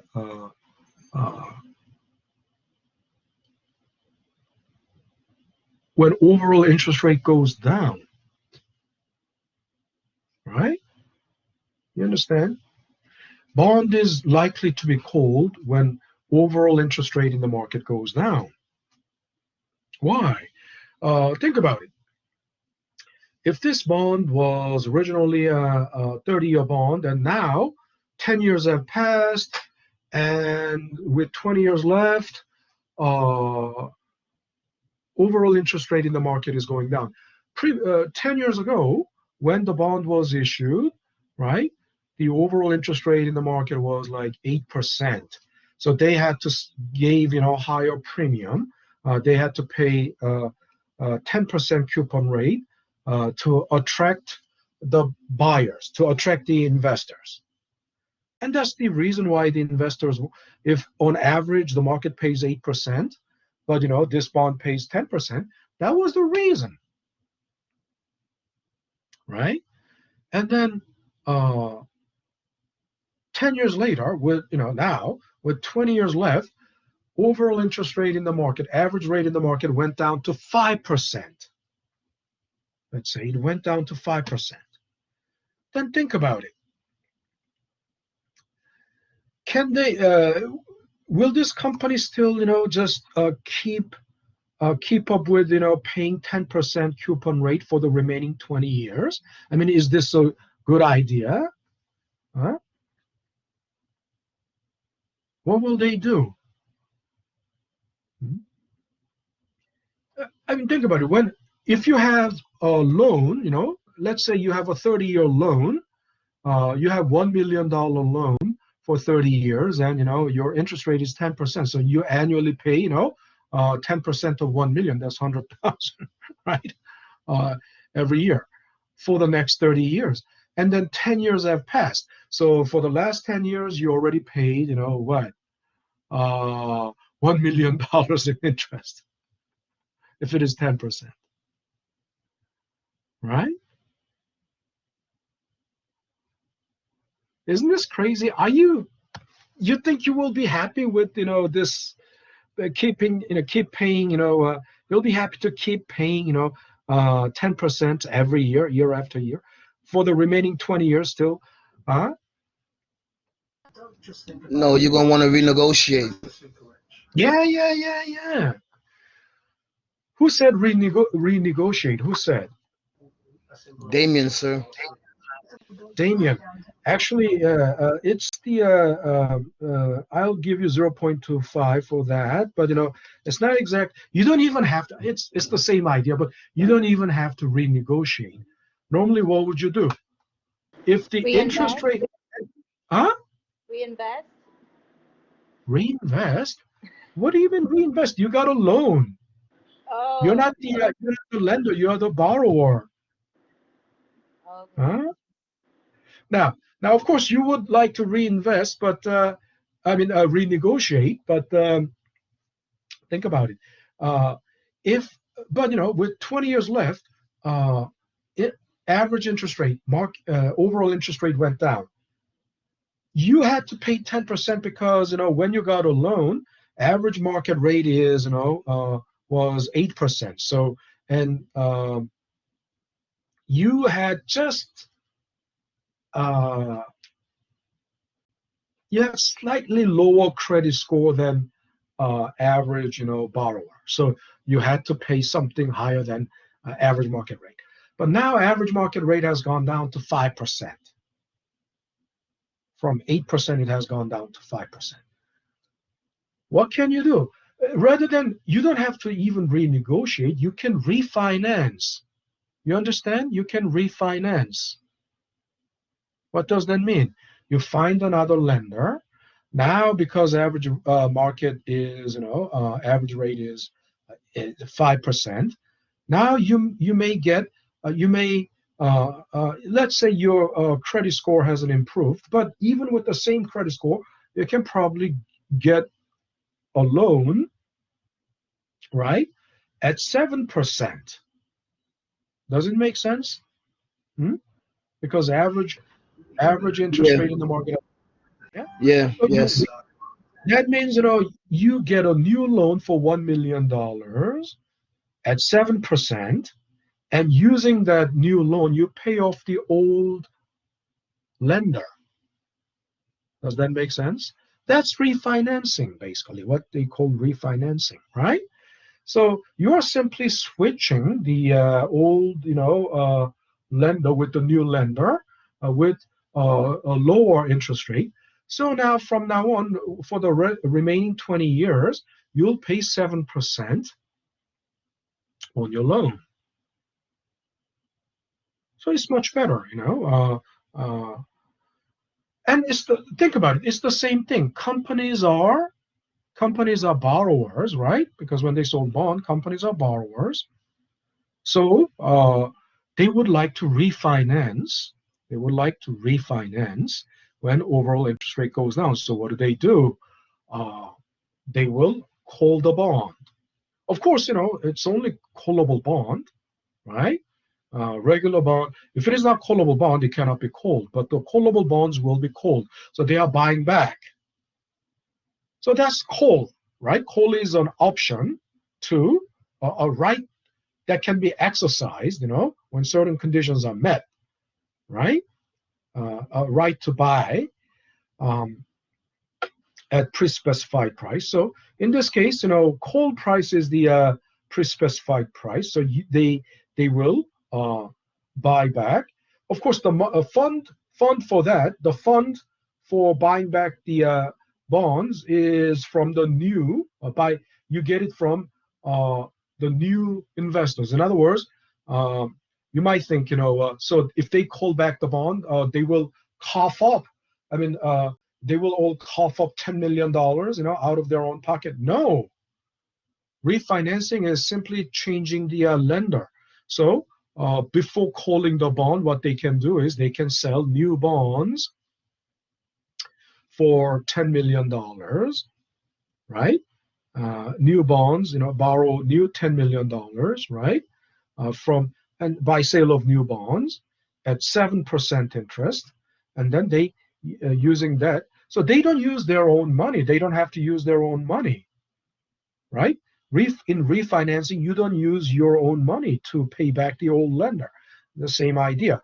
In bond, the term is refunding.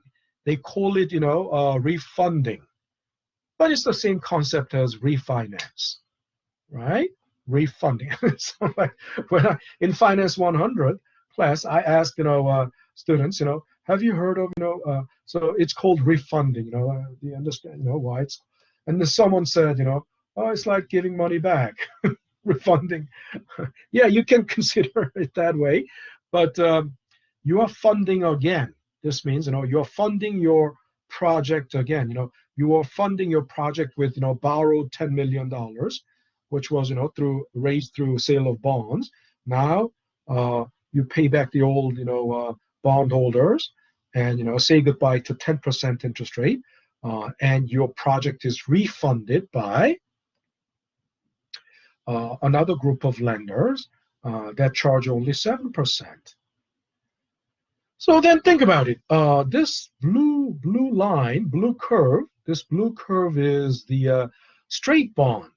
Straight bond is, think about it, the price of the straight bond will be exactly par value, $1,000, if the coupon is 8% and the discount rate or the yield to maturity is 8%.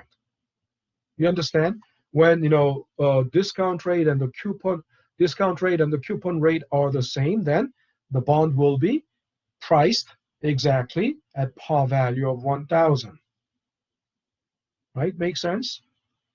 Because if the coupon is greater than the discount rate, then it's a premium bond. If it is the other way around, it's the discount bond. But if the coupon rate is the same as coupon rate is equal to the discount rate, then it has to be exactly the par value. Make sense? This should be exact. So that's the case of straight bond. But callable bond will look like this. The callable bond, because a bond can be called anytime after the call protection period, right? You learn this all in Finance 100. For call bond, there's a call protection period. Why? Because think about it, from the investor's perspective, they bought this bond because they pay attractive coupon, 10% coupon. So you bought this bond, but let's say even before you got the first coupon payment, they called the bond. Interest rates went down, so they called the bond.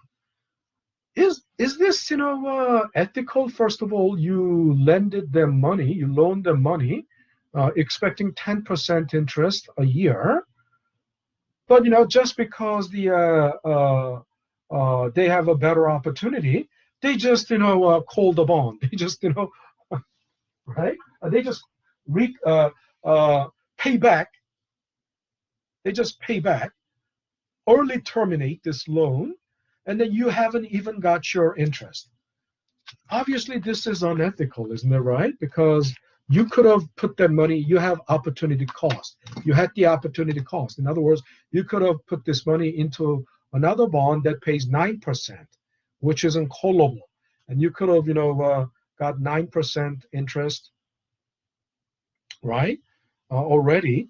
But, they, because they were paying, 10%, you put your money here. So that 9% interest, coupon interest, is your opportunity cost. And at that opportunity cost, you invested into this bond, and they just early terminate, right? They just call the bond and pay back the principal and early terminate. You never got any, So that's why there is a call protection period. Call protection period can be, it will be all, it can be customized, but usually at least 40% of the maturity, at least the 40% of the maturity, first 40%. If it is 10-year bond, first 4 years, or first 6, at least first 40% of the time, it cannot be called. And then after that, it can be called. But because of that, if you are near or after the call protection period, then the price of the callable bond is not, and not high.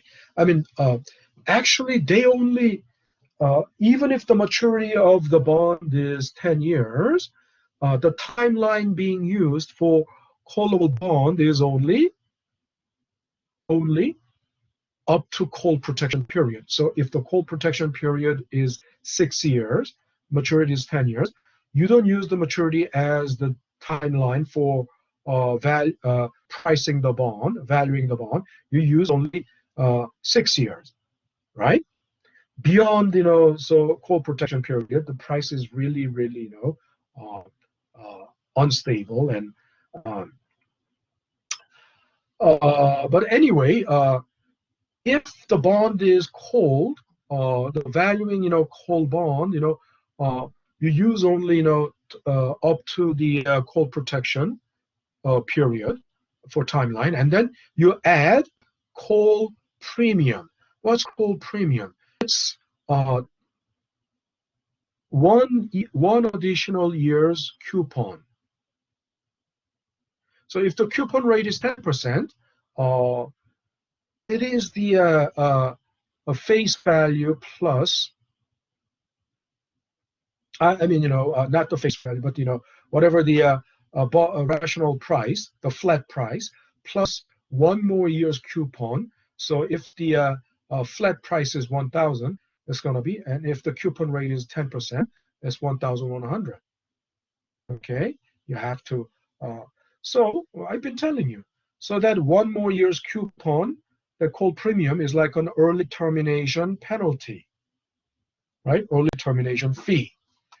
So the maximum it can get, the callable bond, it can get, and in this case,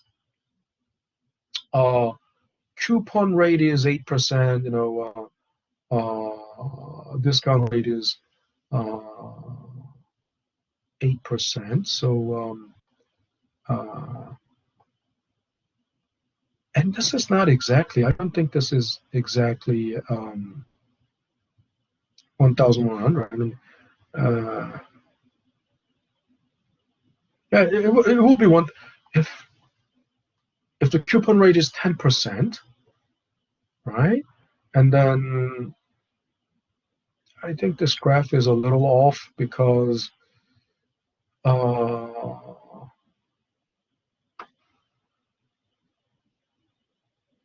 but if it is, 10% discount rate, 10% coupon rate, callable bond, then it would have to be priced 1,100. Now, we are out of time already. It's so I'm gonna have to wrap it up for today, for tonight. But there is, there are more things. Is it likely which one? Between this question, we will talk about this next time, because if the coal price is $1,120, that's bond A. Bond B, coal price is $1,170. Which one is, when the and the bond will be like more likely to be cold. Bond is like going to be cold when overall interest rate goes down. So, but between the two, the one that has lower coal price, or the one with the higher coal price, which one is more likely to be cold? Okay, we're going to talk about that next time. We're already out of time, so that's it for today. I will stop recording and sign out. I have only 7 people left. For those 7 people, yeah, I would like to say, take care, stay safe, and I will see you guys next Thursday. Next Thursday we have class. Okay. Damien, you have a question? Yes, the microphone is yeah. No, good night, Professor. All right, good night, Damien. Good night, everybody. Good night, Professor. All right, good night. Yeah, next Thursday we have class. Good night. We're not affected by the good night. Yeah, signing out.